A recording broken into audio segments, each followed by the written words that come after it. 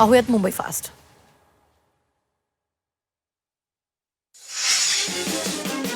राष्ट्रवादीच्या विलिनीकरणासंदर्भात सुनील तटकरेंनी मोठं विधान केलं. अजितदादांच्या निधनानंतर विलिनीकरणासंदर्भात माहिती नसल्याचं म्हणणारे सुनील तटकरेंनी चर्चा अखेरच्या टप्प्यात होती असं म्हटलं. दोन्ही राष्ट्रवादींनी एकत्र यावं ही अजित पवारांची इच्छा होती असं सुप्रिया सुळेंनी म्हटलं. मात्र अजितदादांच्या निधनानंतर या मुद्द्याला पूर्णविराम दिल्याचंही सुळेंनी यावेळी सांगितलं. मंगळवारी रात्री वर्षावर प्रफुल्ल पटेल, तटकरे, जयंत पाटील यांची भेट झाल्याची चर्चा आहे. तर याचवेळी वर्षावर जयंत पाटील आणि मुख्यमंत्री फडणवीस यांचीही भेट झाल्याचं बोललं जातं. या भेटीबाबतचं वृत्त नाकारलं असलं तरी या भेटीगाठीच्या विविध चर्चा सध्या रंगलेल्या आहेत. मुख्यमंत्री एकनाथ शिंदे यांच्यासोबतच्या भेटीवर जयंत पाटील यांनी प्रतिक्रिया दिली. नगरविकास खात्यातील आणि माझ्या काही वैयक्तिक कामांसाठी एकनाथ शिंदे यांची भेट घेतली. नगराध्यक्षांच्या अपात्रतेसंदर्भात अपील केल्याचंही त्यांच्या कानावर घातल्याचं जयंत पाटील यांनी म्हटलेलं आहे. राजकारणात घाटीभेटी सुरूच असतात. भेट घेतली म्हणजे एक पक्ष सोडला होत नाही. जयंत पाटील शिंदे भेटीवर राऊतांनी प्रतिक्रिया दिली. जयंत पाटील आणि शिंदे भेटीत राजकारण वाटत नाही असं सुनील तटकरेंनी म्हटलं. जयंत पाटील मुरब्बी राजकारणी असल्याचं त्यांनी नमूद केलं.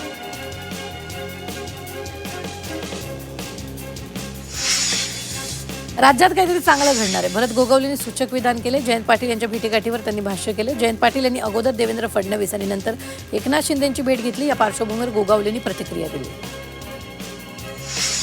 जयंत पाटील एकनाथ शिंदे यांच्या भेटीवर आमदार अनिल पाटलांनी प्रतिक्रिया दिली. या सर्व गोष्टींना काही अर्थ नाही का उमेदवाराच्या नगरसेवकासंदर्भात काम असल्या कारणामुळे दोघांची भेट झाली असावी, बाकी काही नाही असं त्यांनी म्हटलं. अयोध्या राम मंदिर दानचोरी प्रकरणावर शिवसेना उद्धव बाळासाहेब ठाकरे पक्ष आक्रमक झाला. उद्या दुपारी 4:30 वाजता नागपुरात उद्धव ठाकरेंच्या उपस्थितीत रामरक्षा पठण करण्यात येईल. रामनगर इथल्या राम मंदिरात या कार्यक्रमाला ठाकरेंसह संजय राऊत आणि शिवसेना उद्धव बाळासाहेब ठाकरे पक्षाचे नेते कार्यकर्ते उपस्थित राहतील. संजय राऊतांनी सरसंघचालक मोहन भागवतांना पत्र लिहिले. 18 जुलै रोजी नागपुरात होणाऱ्या रामरक्षा आंदोलनात सहभागी होण्याचं आवाहन केलं. या चळवळीचा दुसरा टप्पा नागपूर इथं होणार असल्यानं हे निमंत्रण देत आहोत असं संजय राऊतांनी या पत्रात म्हटलंय. अयोध्येत राम मंदिर दानचोरी प्रकरणावर उद्धव ठाकरेंच्या पक्षानं आक्रमक भूमिका घेतली. ठाकरेंकडून मुंबईनंतर नागपुरात रामरक्षा आंदोलन करण्यात येणार आहे. या ठाकरेंच्या आंदोलनाला भाजपच्या माजी खासदार नवनीत राणा यांनी आव्हान दिलं. दिल्लीच्या जंतर मंतर येथील सोनम वांगचुक यांच्या उपोषणाचा 20वा दिवस आहे. वांगचुक यांनी आपल्या समर्थकांना 20 जुलै रोजी संसदेवर शांततापूर्ण मोर्चा काढण्यासाठी मोठ्या संख्येने एकत्र येण्याचं आवाहन केलं. लोकशाहीच्या मंदिरात आपण आपले विचार मांडू असं त्यांनी म्हटलं. उद्धव ठाकरे आणि राज ठाकरे रविवारी एकाच मंचावर येणार आहेत. सोनम वांगचुक यांच्या आंदोलनाला पाठिंबा देण्यासाठी ठाकरे बंधू एकत्र येतील. शिवाजी पार्कवर ठाकरेंचे शिवसैनिक मनसैनिक उपस्थित राहतील. सोनम वांगचुक यांचं उपोषण सुरू. यावरून संजय राऊतांनी सरकारवर निशाणा साधलाय. कोर्टानं पंतप्रधान मोदींना निर्देश द्यावेत. नीट पेपर फुटीत केंद्रीय शिक्षण मंत्र्याचा राजीनामा घ्यावा अशी मागणी त्यांनी केली. खासदार सुप्रिया सुळेंनी सोनम वांगचुक यांची भेट घेतली. सुळेंनी जंतर मंतरवर ही भेट घेतली. काँग्रेसनं आंदोलनाच्या 20व्या दिवशी सोनम वांगचुक यांच्या आंदोलनाला पाठिंबा दर्शवला. नीट पेपर फुटी प्रकरणी धर्मेंद्र प्रधान यांचा राजीनामा घ्यावा यासह विविध सोनम वांगचुक उपोषण आंदोलन करत आहेत.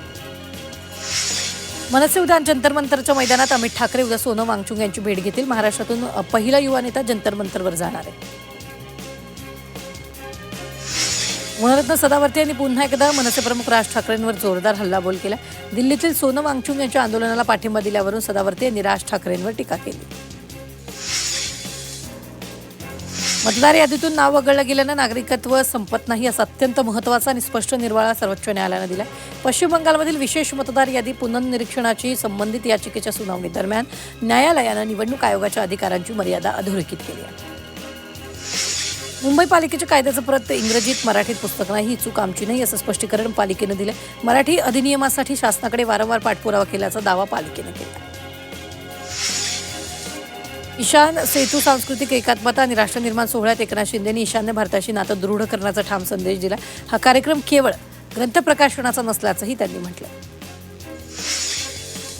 कॉमेडियन कुणाल कामरा पुन्हा एकदा चर्चेत आला. जंतर मंतरमध्ये सोनम वांगचुक यांच्या आंदोलनाला पाठिंबा देताना केलेल्या वादग्रस्त वक्तव्यामुळे त्याच्या अडचणी वाढण्याची शक्यता आहे. आमदार रवींद्र फाटक यांनी मनोर येथील ट्रॉमा केअर सेंटर आणि रुग्णालयाची प्रत्यक्ष पाहणी केली. संबंधित अधिकारी डॉक्टरांसोबत आढावा बैठक घेतली. 15 दिवसात काम पूर्ण करण्याचे निर्देश देण्यात आले. बदलापूर नगर परिषदेच्या 18 जूनला झालेल्या सर्वसाधारण सभेत मंजूर करण्यात आलेल्या 463 विषयांबाबत चौकशी करण्याचा आदेश शासनाने दिले. प्रभागनिहाय निधी वाटपातील समतोल आणि अधिनियमातील वित्तीय तत्वांकडे दुर्लक्ष झाल्याच्या तक्रारीची दखल घेण्यात आली. चेंबूर इथं शाळेच्या बसवर झाड कोसळून 11 वर्षीय विहानचा मृत्यू झाल्याप्रकरणी मुंबई महापालिकेने सादर केलेला चौकशी अहवाल महापौर ऋतू तावडेंनी फेटाळून लावत संपूर्ण प्रकरणाची त्रयस्थ समितीमार्फत नव्यानं चौकशी करण्याचे आदेश दिले. संबंधित अधिकाऱ्यांची जबाबदारी निश्चित करून सविस्तर अहवाल सादर करण्याचे निर्देश त्यांनी महापालिका प्रशासनाला दिले. चेंबूर वृक्ष दुर्घटनेवर काँग्रेस आक्रमक झाली. दोषींवर गुन्हा दाखल करण्याची मागणी करण्यात आली. दोषी अधिकाऱ्यांचं निलंबन करून विभागीय चौकशीची मागणी करण्यात आली. मुंबईच्या पवई परिसरात कारवर झाड कोसळल्याची घटना घडली. कारमध्ये अडकलेल्या व्यक्तीला बाहेर काढण्यात आलेला आहे. लोकल ट्रेनमध्ये सीटवरून झालेल्या वादातून महिला प्रवाशावर थेट पेपर स्प्रेचा मारा करण्याची घटना काल घडली. या घटनेमुळे लोकलच्या डब्यात भीती आणि गोंधळाचं वातावरण निर्माण झालं होतं.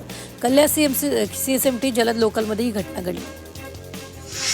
मुंबई लोकलमध्ये मारामारी, प्रवाशांवरील हल्ले, महिलांच्या डब्यातील वाद आणि हत्या यासारख्या गंभीर घटनांमुळे प्रवाशांच्या सुरक्षेचा प्रश्न पुन्हा ऐरणीवर आला. लोकलच्या 90% जनरल डब्यांमध्ये CCTV आणि टॉक बॅक प्रणालीची मोठी कमतरता असल्याचं दिसून आलं.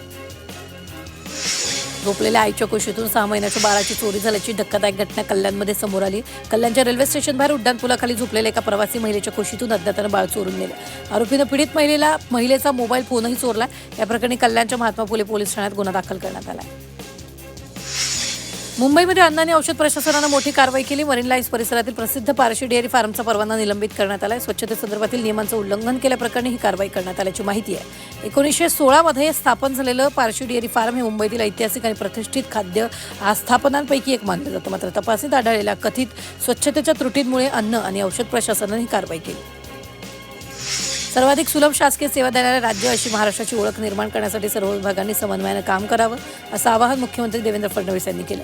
फडणवीस यांच्या अध्यक्षतेखाली GPRच्या 3ऱ्या टप्प्याचा आढावा घेण्यात आला. केंद्रीय माध्यमिक शिक्षण मंडळाने इयत्ता 9वीत नवीन भाषा शिकवणं सुरू केल्यास विद्यार्थ्यांवरील ताण वाढलाय. त्यामुळे 3री भाषा शिकवणं 5वी किंवा 6वी पासून सुरू करावं असं निरीक्षण न्यायमूर्ती BV नागरत्ना यांनी न्यायमूर्ती R महादेवन यांच्या खंडपीठानं नोंदवलेलं आहे. POP गणेश मूर्तींमध्ये प्रदूषणकारक आणि धोकादायक साहित्याचा वापर टाळण्याबाबत जारी केलेली मार्गदर्शक तत्व बंधनकारक नसल्याचा दावा मूर्तिकार संघटनांनी केला. याबाबत मुंबई उच्च न्यायालयानं तीव्र नाराजी व्यक्त केली. मुंबई महापालिकेने स्वतंत्र व्हॉट्सअप चॅटबोट सेवा सुरू केली. मॅनहोलची झाकणं या संदर्भातील तक्रारीचं त्वरित निवारण करण्यासाठी ही सेवा सुरू करण्यात आली. या चॅटबोटवर 11 जुलै ते 16 जुलै कालावधीत मुंबईकरांनी मॅनहोल संदर्भातील तक्रारींचा पाऊस पाडला. राज्यातील सर्व पोलीस ठाण्यातील CCTV यंत्रणाचा आढावा घेण्याचा आदेश देण्यात आले. तसंच याचा वस्तुस्थिती अहवाल तयार करून सादर करण्याचे निर्देश मुंबई उच्च न्यायालयानं राज्याच्या पोलीस महासंचालकांना दिले. बायोगॅसवर गाड्या धावणार आहेत. ज्या शेणाकडे आपण केवळ खत म्हणून पाहतो ते शेण आता वाहनांचं इंधन बनत आहे. गुजरातच्या बनासकांठा जिल्ह्यात देशातील पहिला बायो CNG पंप सुरू करण्यात आला. या बायो CNG पंपात दररोज 600 ते 700 वाहनं इंधन भरत आहेत. राज्यातील महाराष्ट्र सरकारनं नवीन ॲब्रिगेटर धोरण लागू केले. चालकांना एकूण भाड्याच्या किमान 80% रक्कम मिळण्याची हमी. महिलांसाठी सुरक्षित राईड पूलिंग आणि चालकांसाठी मराठीचं ज्ञान अनिवार्य असल्याची माहिती मंत्री प्रताप सरनाईक यांनी दिली. MPSCची परीक्षा ऑनलाईन होता. ऑगस्ट 2027 पासून टप्प्याटप्प्यानं संगणक आधारित पद्धतीनं सुरू होणार आहे. तोपर्यंत MPSCच्या परीक्षा विद्यमान पद्धतीनंच घेतल्या जाणार आहेत. तसे निर्देश मुख्यमंत्री देवेंद्र फडणवीस यांनी दिले. राज्यातील MBBS या वैद्यकीय अभ्यासक्रमाच्या प्रवेशासाठी यंदा तब्बल 400 जागांची भर पडणार आहे. सरकारी वैद्यकीय कॉलेजांमध्ये 50 तर खाजगी वैद्यकीय कॉलेजमध्ये 350 जागा वाढतील. तर त्यातून यंदा MBBS प्रवेशासाठी 13,000 जागा उपलब्ध होणार आहेत. नॅशनल टेस्टिंग एजन्सीनं नीट UGचा निकाल जाहीर केला. यामध्ये पंजाबचा आर्यन गुप्ता आणि हरियाणाचा पांचुल बन्सल यांनी 720 पैकी 715 गुण मिळवून संयुक्तपणे देशात अव्वल स्थान पटकावलं. इटवाळ्यात गणवेश सक्ती करणाऱ्या एका शाळेविरोधात पालकांनी ठिय्या आंदोलन केलेलं आहे. शाळा प्रशासनाकडून तिप्पट दरानं ठराविक दुकानातून गणवेश खरेदी करण्याची सक्ती पालकांवर केल्यानं पालकांनी आंदोलन छेडलेलं आहे.